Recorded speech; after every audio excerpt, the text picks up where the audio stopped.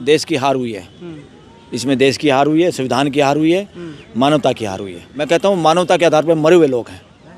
किस केस में फैसला जल्दी होता है, किस केस में कितने समय लगता है, किस केस में कौन लिटिगेंट्स हैं, कौन लोग आए हुए हैं, वो किस जाति, किस समाज, किस रिलीजन से आए हुए हैं, सब कुछ बातें देखने की जरूरत है। ये कानून इतने खतरनाक कानून थे जिनको सरकार को वापस लेना पड़ा, वो तो स्टे नहीं किए सुप्रीम कोर्ट ने। मुख्यमंत्री से, देश के प्राइम मिनिस्टर, गृह मंत्री से, उत्तराखंड के गृह मंत्री, इनके पर्सनल से पेमेंट लो।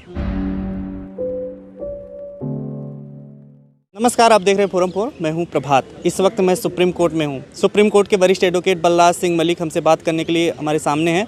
बात करेंगे जिस तरीके से सुप्रीम कोर्ट ने आज एक यूजीसी के कानून पर रोक लगा दी। यूजीसी के जो नियम बनाए गए थे हाल ही में, उस पर रोक लगा दी, क्योंकि उसका पूरे देश भर में विरोध हो रहा था और विरोध की सुर जो थी वो सड़क से लेकर के संसद तक पहुँचने वाली थी। उससे पहले ही सुप्रीम कोर्ट ने ये जो है नियमों पर रोक लगा दी है। और ऐसा पहली बार हो रहा है कि किसी कानून को लेकर के, किसी चीज़ को लेकर के सुप्रीम कोर्ट ने इतना बड़ा डिसीजन दिया हो कि पूरे कानून पर, नियमों पर रोक लगा करके और सीधे नोटिस जारी कर दिया हो सरकार और उसकी पार्टी को।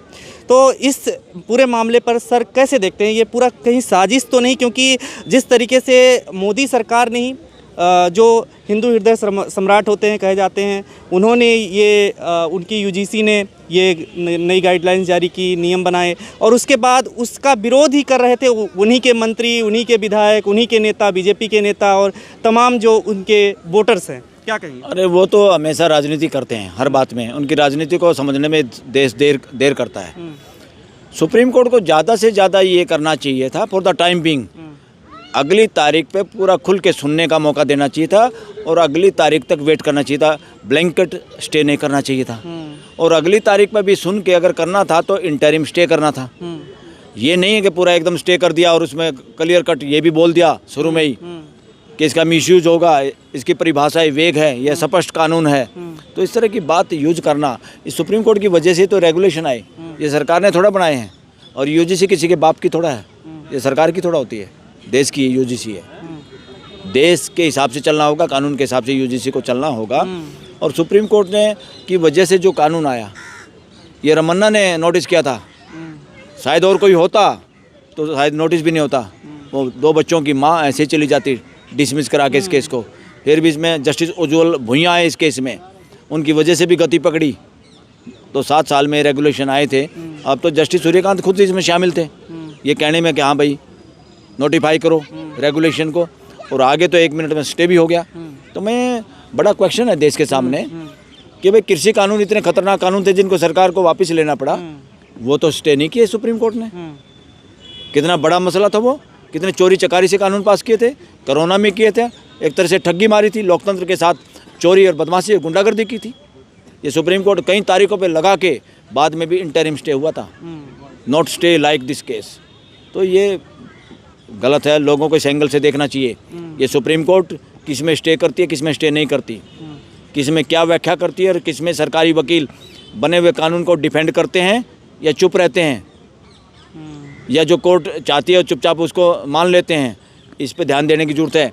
देश को आज सबसे ज़्यादा सरकार और पार्लियामेंट से भी ज़्यादा ध्यान सुप्रीम कोर्ट पे देना है, उसके बाद अपनी अपनी हाई कोर्ट पे देना है, और जजों पे देना है। किस जज का क्या बिहेवियर है, वो जज कहाँ से आता है, किस समाज से आता है, कैसे वो जज बना है, कितने लोगों को पछाड़ के रैंकिंग में, सीनियरिटी में और आता है। इन सब पे ध्यान देने की जरूरत है देश को। देश की संवैधानिक संस्थाएं बड़ी भारी खतरे में। विष्णु शंकर जैन वकील होते हैं और सुप्रीम कोर्ट के चीफ जस्टिस आपस में डिबेट करते हैं। उसमें ये चीज़ कहा जाता है कि ये कहीं ना कहीं भेदभावपूर्ण था और एक जो तबका है उसके खिलाफ था ये पूरी तरह से। इस तरीके से बात कह रहे हैं सुप्रीम कोर्ट के चीफ जस्टिस। कैसे देखते हैं? ये किसी के खिलाफ नहीं था, ये सिर्फ गुंडागर्दी और गलत काम के खिलाफ था, जिसका हम स्वागत करते हैं आज भी। और वो रिइंस्टेट होना चाहिए रेगुलेशन। ये स्टे जो किया है सुप्रीम कोर्ट ने, ये गलत किया है as per my knowledge of the constitution and the law. UGC ने जो रूल्स बनाए थे वो SC/ST पे पहले से ही थे। अब OBC की सेल्स और तमाम चीज़ें गठित करनी थी, जिसको लेकर के भेदभाव पूर्ण तरीके से जो चीज़ें हो रही थी उस पर रोक लगाई जाए, इस तरीके से कुछ कार्रवाई होनी थी।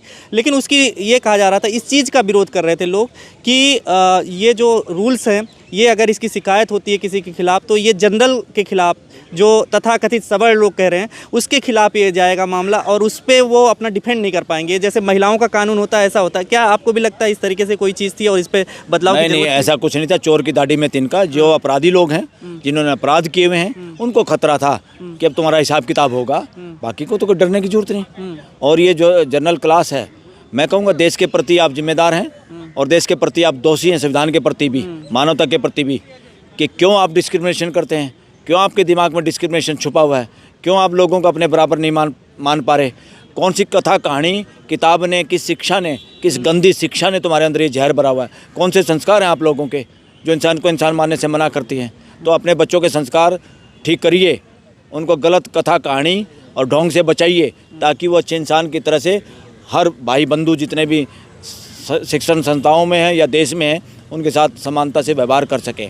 तो इसलिए इसको किसी से खतरा नहीं था, चोरों को खतरा था, अपराधियों को खतरा था, और अपराधियों ने इसको हवा बना के और इस तरह के ढोंग रचा, और इसमें सुप्रीम कोर्ट का इस तरह स्टे करना बिल्कुल मेरे हिसाब से गलत है। नहीं, सरकार का क्या रुख था? क्योंकि सरकार ही एक तरीके से, सरकार को कहा जा रहा था, मोदी और शाह के खिलाफ प्रदर्शन हो रहे थे, मोदी जी को ही जाति बताई जा रही थी, इस तरीके से तमाम लोग ट्रोल भी कर रहे थे मोदी जी को कि ये किस तरीके से कानून बन रहा है, ये सरकार गिर जाएगी इस तरीके से। तो ऐसा सरकार क्यों कर रही थी कि अचानक से OBC की राजा बन जाती है और इस तरीके से चीज़ें होने लग जाती हैं? बरेली सिटी मजिस्ट्रेट और इस्तीफा देते हैं इस चीज़ को लेकर के, क्या लगता है ये सबका प्रेशर है? ये ढोंग है, ये ब्राह्मणवाद मनुवाद को खतरा नजर आ रहा था, और ब्राह्मणवाद मनुवाद की चूल्हें पूरी तरह हिलानी है, उखाड़नी है, इस देश में जरूरी है। ये मानवता के लिए खतरनाक है। सबसे ज़्यादा खतरनाक कोई है तो वर्णवाद और मनुवाद है, देश के लिए, मानवता के लिए। वर्णवाद मनुवाद देश और दुनिया और मानवता का दुश्मन है। सरकार की क्या साजिश हो सकती है? क्योंकि सरकार क्या लगता है कि क्या उसकी मानसिकता सही थी कानून के पीछे, सरकार नियम के पीछे? उसकी मान्यता क्या थी? मानसिकता सही थी। ये तो कोर्ट की डायरेक्शन थी। अरे कोर्ट की वजह से आए भाई, सरकार कौन है इसमें? सरकार ने थोड़ा ये काम किया है, और सरकार ने सरकार के खिलाफ विरोध क्यों? और मैं तो बोल रहा था कि भाई ये कानून अभी जितना है और भी सख्त बनाने की जरूरत है, ताकि कोई सोच मान भी ना सके, सपने में भी सोच ना सके किसी देश के नागरिक के साथ जातिगत भेदभाव करे या करने की सोच पाई। कोई वाइस चांसलर, कोई प्रोफेसर, कोई स्टाफ, कोई स्टूडेंट, इवन कोई जज, इस देश के दिमाग में विचार भी नहीं आना चाहिए कि किसी को जातिगत आधार पे, दिव्यांग हो या किसी कलर के आधार पे, भाषा के आधार पे। एक बच्चा मारा गया था नॉर्थ ईस्ट का भी, उत्तराखंड के अंदर, कितनी गलत थी। देश के सैनिक का बच्चा था वो, और सिर्फ उसके आधार पे मारा गया। और मैंने तो कहा था इसको कम से कम 20-25 करोड़ रुपया दो, और इन सब से लो, वहाँ के मुख्यमंत्री से, देश के प्राइम मिनिस्टर, गृह मंत्री से, उत्तराखंड के गृह मंत्री, इनके पर्सनल से पेमेंट लो, सरकार की तरफ से नहीं, पर्सनल, क्योंकि ये गैर जिम्मेदार लोग हैं या इन्होंने जिम्मेदारी वहन नहीं की। इनके होते हुए इस तरह के काम क्यों हो रहे हैं? जब तक ये सज़ा नहीं देंगे हम नेताओं को, इनके पर्सनल पेंशन में से, और पर्सनल पेंशन से पैसा पूरा ना हो, इनकी प्रॉपर्टियां बेच के देश के नागरिकों को पैसे दिलाने की जरूरत है इस देश में, अगर गुंडागर्दी रोकनी है तो। क्या लग रहा है जो जिस तरीके से मामला बढ़ रहा था उसको लेकर के कहीं ना कहीं दबाव बना, सुप्रीम कोर्ट ने दबाव में डिसीजन दिया है, या कोई और वजह है जो इस डिसीजन के पीछे है, और इस डिसीजन का अब आगे क्या परिणाम? ज़्यादातर वकील लोगों का ये मानना है दबाव का फैसला है।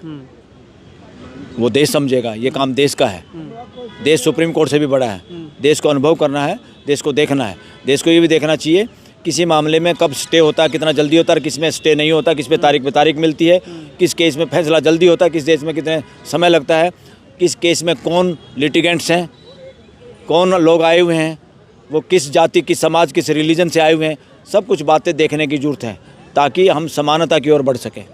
ये जो वर्चस्व होता है किसी एक तबके का होता है, हर जगह, हर संस्था में देखें, विश्वविद्यालयों में, तमाम जगहों पर, तो क्या लगता है उसका ये परिणाम था कि ये तो UGC रूल्स बन भी जाता तो भी शायद वो इम्प्लीमेंट नहीं हो पाता? फिर इतना विरोध क्यों, इतना हो अल्लाह? अरे वो इम्प्लीमेंट नहीं हो पाता। अब इसमें कुछ प्रोविजन अच्छे आ गए थे, इनको डर लग रहा था, और इनकी दुकानदारी ठप हो जाती, जो दुकानदारी इन्होंने चला रखी है हायर इंस्टीट्यूशंस के अंदर, डिस्क्रिमिनेशन करके जो ठगी कर रहे देश के साथ। असमानता का सबसे बड़ा दुश्मन, असमानता का सबसे बड़ा विरोधी मनुवाद, वर्णवाद, उस मानसिकता के लोग हैं, वो जो भी हों। अब क्या होगा, इसका परिणाम क्या होगा? अब इन्होंने पूरे नियम की सुनवाई जो है, नियम तो रोक लगा दी, उसके बाद अब ड्राफ्ट करने को कहा है। अब उसके बाद सुनवाई 19 मार्च को होगी। नोटिस इसमें वकीलों को जो उन दोनों बच्चों के वकील थे या जो वकील यहाँ पेश हुए हैं, उनको इसका पक्ष रखना चाहिए और सुप्रीम कोर्ट को कहना चाहिए आप अपने स्टे को वैकेट करिए। स्टे को वैकेट कराने के लिए एप्लीकेशन लगानी चाहिए और स्टे को वैकेट कराना चाहिए कि दिस इज़ रॉन्ग, इसको वैकेट करिए, ये देश हित में नहीं है, ये संविधान हित में नहीं है और मानव हित में नहीं है। अंतिम सवाल ये कि स्टेटमेंट इंदिरा जयसिंह ने बोला था, जो कि खुद ही एक कानून बनाओ और उसको लेकर के सुप्रीम कोर्ट में चले जाओ और उसको रिजेक्ट मतलब कैंसिल कराओ, ये एक कई सोची समझी साजिश है। सरकार भी इसके पीछे है। हाँ, सरकार इसमें वो करते हैं जिस काम को उन्होंने ख़त्म करना हो और जिस काम को वो खुद नहीं कर पा रहे हों वो सुप्रीम कोर्ट से कराने की सोचते हैं। ये पूरा देश समझ रहा है, वकील भी समझ रहे हैं और ये बात जगजाहिर है। ये दुरुपयोग है हाई कोर्ट और सुप्रीम कोर्ट का, देश की कॉन्स्टिट्यूशनल संस्थाओं का दुरुपयोग है। ये दुरुपयोग रोकना चाहिए और देश के लोगों को इसमें समझना चाहिए। आराम से इमीडिएट ट्विटर पे या सोशल मीडिया से प्रभावित हुए बगैर आप अपने दिमाग से सोचिए। देश के अंदर सबसे खतरनाक वर्णवादी जो मानसिकता है, जो वर्णवादी कथा कहानियाँ हैं, जो वर्णवादी कथा कहानियाँ सिलेबसों में डाली जा रही हैं एजुकेशन में, इस सब का विरोध करना होगा, इन सब को खात्मा करना होगा। जैसे दीमक को दीमक की दवाई से जड़ मूल ख़त्म करके हमारा घर और फर्नीचर बच सकता है, हमारा देश और समाज वर्णवाद और मनवाद के खात्मे से ही बचेगा। तभी इस देश के अंदर मानवता और संविधान की व्यवस्था होगी, अदरवाइज नहीं। अंतिम सवाल यही है कि ये जो डिसीजन है इसमें किसकी जीत हुई? क्या सही में आप समानता सुनिश्चित करने की ओर बढ़ रहे हैं हम? इसमें देश की हार हुई है। इसमें देश की हार हुई है, संविधान की हार हुई है, मानवता की हार हुई है। कुछ लोग तो कह रहे हैं सवर्णों की जीत हो गई है। सोना सजीव होता है, निर्जीव होता है। सोना क्या हुआ, मरी हुई चीज़ है कि जिंदा चीज़ है? तो आप सवर्ण जातियाँ या सवर्ण लोग जिनको कहते हो, मैं कहता हूँ मानवता के आधार पर मरे हुए लोग हैं।